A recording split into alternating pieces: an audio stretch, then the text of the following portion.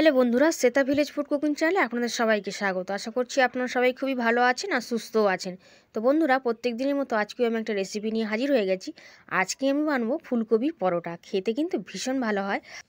আর এই ফুলকপির পরোটাটা খাওয়ার জন্য এক্সট্রা করে কিন্তু কোনো তরকারি বা চাটনি বা সসের প্রয়োজনই পড়বে না, এতটাই সুন্দর স্বাদ হয়। তো চলুন ফুলকপির পরোটাটা বানিয়ে ফেলা যাক। তো ফুলকপির পরোটাটা বানানোর জন্য আমি এখানে মিডিয়াম সাইজের একটা ফুলকপিকে নিয়ে নিয়েছি। ফুলকপিটাকে গোটা সেদ্ধও করে নেওয়া যেতে পারে, কিন্তু আমি এভাবে ছোটো ছোটো করে সেদ্ধ করে নেবো, তাহলে তাড়াতাড়ি কিন্তু সেদ্ধ হয়ে যাবে।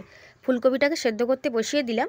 আর এদিকে আমি পরোটার জন্য একটা ময়দার ডো কিন্তু বানিয়ে নেবো। সেই জন্য অল্প পরিমাণে ময়দা নিয়ে নিয়েছি, স্বাদ মতন লবণ আর 2 চামচ সাদা তেল দিয়ে নিলাম। ময়নের জন্য কিন্তু তেলটা দিচ্ছি। খুব ভালো করে ময়নটা কিন্তু এভাবে দিয়ে দিতে হবে।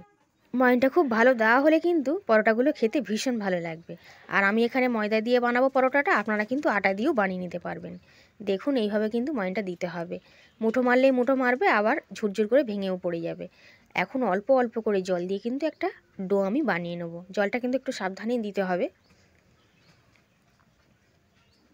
তো এরকমভাবে একটা ডো আমি বানিয়ে নিয়েছি, নিয়ে একটু সুন্দর করে মেখে নিয়েছি। এখন ঢাকনা দিয়ে ঢেকে কিছুক্ষণের জন্য রেখে দেবো। এখন দেখুন ফুলকপিটার ঢাকনাটা খুলে নিয়েছি, খুব ভালোভাবে কিন্তু সেদ্ধ হয়ে গেছে। খুব সুন্দর করে ফুলকপিটাকে সেদ্ধ করে নিয়েছি। এখন জল থেকে ঝারিয়ে একটা থালার মধ্যে নিয়ে নিচ্ছি। একটা থালার মধ্যে নামিয়ে নিয়েছি, একটু ঠান্ডা মতন হয়ে গেছে। এখন ফুলকপিটাকে হাত দিয়ে কিন্তু একটু ভালো করে মেখে নিচ্ছি। আপনারা কোনো ম্যাশার দিয়েও কিন্তু একটু মেখে নিতে পারেন। কড়াইটা পরিষ্কার করে সর্ষের তেল দিয়ে দিয়েছি। সর্ষের তেলের মধ্যে কয়েকটা কুচনো লঙ্কাকে দিয়ে দিচ্ছি, আর দিয়ে দেবো 5 ফোড়ন। একটু 1 মিনিটের মতন ভেজে নিচ্ছি। এইভাবে একবার ফুলকপির পরোটাটা বানিয়ে দেখুন, এর স্বাদ কিন্তু ভুলতে পারবেন না। তো সমস্ত মেখে রাখা ফুলকপিগুলোকে দিয়ে দিচ্ছি। আপনারা যদি একটু বেশি পরিমাণে পরোটা বানাতে চান তাহলে কিন্তু ফুলকপিটা বাড়িয়ে দিতে হবে। এখন খুব ভালো করে তেলের উপর কিন্তু ফুলকপিটাকে এভাবে কষে নিতে হবে। সেই জন্য একটু বেশি পরিমাণে তেল কিন্তু দিতে হবে। খুব ভালো করে নাড়াচাড়া করে এইভাবে ফুলকপিটাকে আমি অনেক সময় ধরে কিন্তু একটু কষিয়ে নিয়েছি। এখন দিয়ে দিচ্ছি স্বাদ মতন লবণ। লবণটা বুঝিয়ে দিতে হবে, কারণ পরোটার ডো মাখবার সময় ওখানেও লবণ দিয়েছি। তো পুরটাতে একটু লবণ কিন্তু হালকা কম রাখতে হবে। দিয়ে দিলাম গরম মশলা গুঁড়ো সামান্য, আর দিয়ে দিলাম সামান্য হলুদ গুঁড়ো। খুব ভালো করে মশলাগুলো দিয়ে এইভাবে নাড়াচাড়া করে একটা ডো মতো বানিয়ে নিতে হবে, একটা পুর বানিয়ে নিতে হবে। আর যেহেতু বন্ধুরা ফুলকপির পুর বানাচ্ছি, তো ফুলকপির পুর একটুখানি ভ্যাদের মতন হয়, মানে একটুখানি মতন হয়। তো সেই জন্য এখানে আমি 1 চামচ মতন ময়দা দিয়ে দেবো। দিলে কিন্তু পুরটা যখন তৈরি করব তখন কিন্তু কোনোভাবেই পরোটার গায়ে লেগে যাবে না বা জড়িয়েও যাবে না। খুব সুন্দরভাবে পরোটাগুলো কিন্তু রেডি করতে পারবো। আর পুরটাতে কোনো রকম কিন্তু ময়দার কাঁচা গন্ধও থাকবে না, এইভাবে যদি একটু ভেজে নেওয়া যায় ফুলকপির সঙ্গে। এখন দেখুন ফুলকপির পুরটা কিন্তু কোনোভাবে কড়ার গায়ে জড়িয়েও যাচ্ছে না, কত সুন্দর ছেড়েও আসছে। মানে একদম পরোটা বানানোর জন্য পুরটা একদম পারফেক্ট আছে। এখন কড়াই থেকে নামিয়ে একটু ঠান্ডা করে নিচ্ছি। তো যে পাত্রে ফুলকপিটা ছিল সেই পাত্রেই নামিয়ে নিয়েছি, নিয়ে একটু ঠান্ডা করে নিচ্ছি। আর এই সময় ময়দার যে ডোটা মেখে রেখেছিলাম আর একটু ভালো করে কিন্তু মেখে নেব। যত সুন্দরভাবে মাখা হবে ততই পরোটাগুলো খেতে ভালো লাগবে। সুন্দর করে মেখে নিচ্ছি। এখান থেকে কয়েকটা মিডিয়াম সাইজের লিচি কেটে নেব। আমি এখান থেকে 5টা মতন বানিয়ে নেব। তো প্রত্যেকটা লিচি কেটে নিয়েছি, এবার একটু গোল গোল করে নিচ্ছি। এইরকম সাইজে করে কিন্তু বানাবো। তো সবগুলো গোল গোল বানিয়ে নিয়েছি, এর মধ্যে থেকে একটা নিয়ে নেবো আর বাকিগুলো ঢাকনা দিয়ে ঢেকে রেখে দেবো। একটা ময়দার লেচিকে নিয়ে নিয়েছি, একটু অল্প ময়দা ছড়িয়ে যেরকম পিঠে বানানো হয় বা একটু পুর ভরানোর মতন একটু খুলি বা এরকম একটা জায়গা করে নিচ্ছি মাঝখানে। দেখুন খুব সহজেই এটা বানানো যাবে। আর এখানে ফুলকপির পুরটা কিন্তু ভরে নিচ্ছি, তবে ফুলকপির পুরটা কিন্তু খুব বেশি দেওয়া যাবে না, তাহলে কিন্তু পরোটাগুলো বেলবার সময় ফেটে বেরিয়ে যেতে পারে। তো সেই জন্য পুরটা এরকম 1 চামচে দিচ্ছি, দিয়ে খুব সুন্দর করে ঘুরিয়ে একটু মুড়ে দিলেই কিন্তু হয়ে যাবে। এটা খুবই সহজ বন্ধুরা।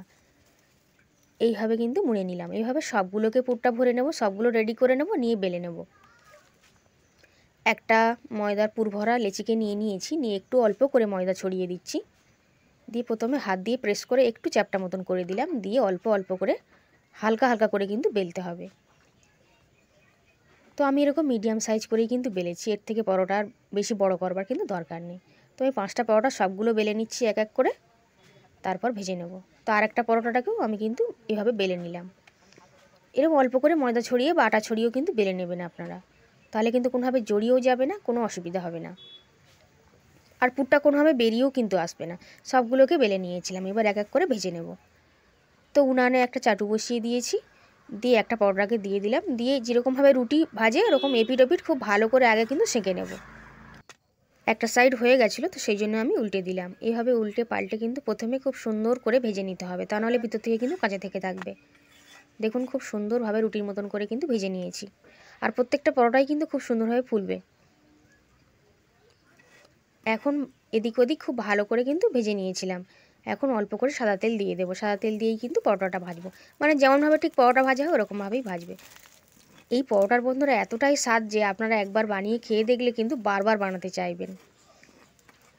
তো দেখুন বেশিক্ষণ একটা সাইডে রাখছি না, একটু উল্টে পাল্টে কিন্তু ভেজে নেব পরোটাটাকে। একটা খেলেই কিন্তু মন ভরে যাবে, আর এই পরোটা খাওয়ার জন্য কিন্তু অন্য কোনো সস চাটনি বা তরকারি নাও হলেও চলবে, এতটাই খেতে ভালো হয়। তো উল্টে পাল্টে যেমনভাবে পরোটা ভাজা হয় সেরকম সুন্দর করে কিন্তু ভেজে নিচ্ছি। আর আজকে ফুলকপির পরোটা রেসিপিটা যদি আপনাদের ভালো লেগে থাকে অবশ্যই আপনারাও বাড়িতে বানিয়ে খাবেন, অবশ্যই ভিডিওটিকে লাইক করবেন, আর চ্যানেলে নতুন এসে থাকলে চ্যানেলটিকে সাবস্ক্রাইব করে নেবেন। তো দেখুন কথা বলতে বলতে এই পরোটাটা কিন্তু ভাজা হয়ে গেছে। তো এইভাবে তেলটা ঝারিয়ে নিতে হবে, নিয়ে কিন্তু তুলে নিতে হবে। এইভাবে কিন্তু আরেকটা পরোটাকেও আমি দিয়ে নিলাম। এই পরোটাটাকেও কিন্তু একই রকমভাবে রেডি করে নেব। প্রথমে এপিট ওপিট ভালো করে সেঁকে নেব, তারপর কিন্তু তেল দিয়ে পরোটার মতন করে ভেজে নেব। আর এইরকমভাবেই সমস্ত পরোটাগুলোকে কিন্তু আমি রেডি করে নেব। তো তেল দিয়ে নিয়েছিলাম, নিয়ে কিন্তু এপিট ওপিট সুন্দর করে কিন্তু পরোটার মতন করে ভেজে নিচ্ছি।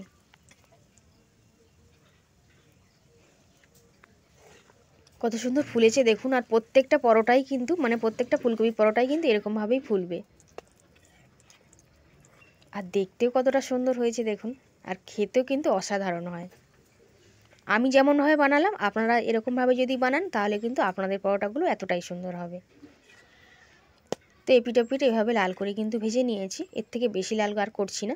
এখন কিন্তু তেলটা ঝারিয়ে তুলে নেব। তো সমস্ত পরোটাগুলো ভেজে নিয়েছি,